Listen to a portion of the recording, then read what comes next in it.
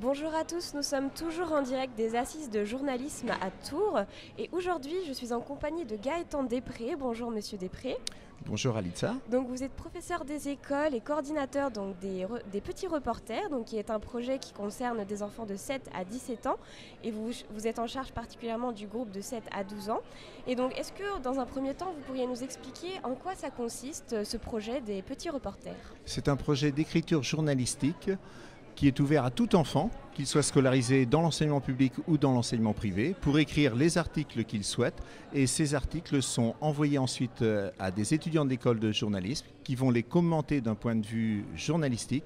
L'élève va apporter les corrections et ensuite les articles seront publiés. Et en quoi c'est important aujourd'hui pour ces jeunes d'avoir ce type d'activité proposée? D'abord parce que ça fait partie de la loi d'éducation aux médias et à l'information, les EMI. Redonner le plaisir d'écrire à des élèves, d'être lu en dehors de la classe et d'être aussi commenté. D'accord. Et pour vous, quelles sont les valeurs essentielles qui sont transmises à ttravers cet exercice-là? Oh, ça se résume en 3 objectifs. La maîtrise de la langue française et même anglaise, parce qu'on correspond aussi avec des pays dans le monde, soit francophones ou avec la langue anglaise. Deuxième objectif, c'est l'éducation aux médias et à l'information. Pouvoir lire, décrypter les informations qui leur parviennent de partout, par les réseaux sociaux aussi, même si ce sont des 7-12 ans. Et puis le troisième objectif, c'est peut-être le plus important, c'est l'éducation à la citoyenneté. Arriver à se respecter entre eux, parce qu'entre 7 et 12 ans, on a des élèves qui sont en primaire comme des élèves qui sont en collège, qui vont avoir à travailler ensemble.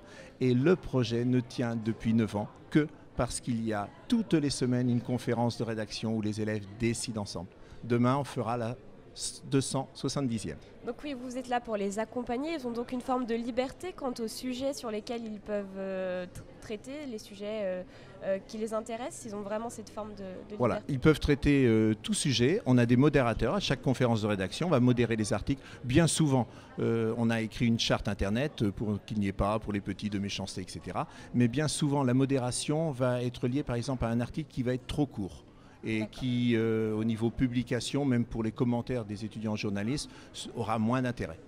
Et quels sont les thèmes, par exemple, qui sont traités Alors, si vous allez aujourd'hui sur le site des petits reporters 7-12 ans, vous allez avoir des articles aussi variés que la devise liberté, égalité, fraternité, que le concert de Kenji, que l'inauguration du centre de secours des pompiers ou un élève qui parle de son chat qui est magnifique. Voilà.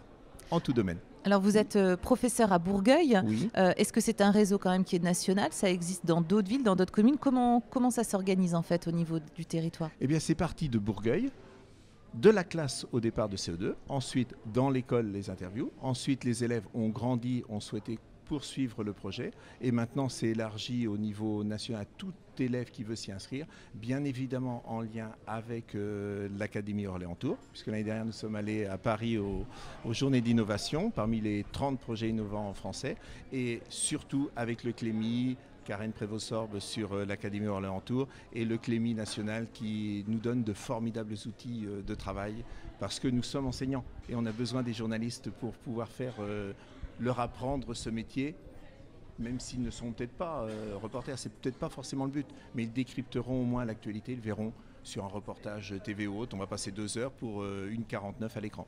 Et si vous deviez résumer pour cette année 2016 les projets qui seront proposés pour cette année? Alors pour cette année 2016, on va avoir une semaine du journalisme là qui va être interne à la classe CE2 puisque le projet a quitté la classe CE2.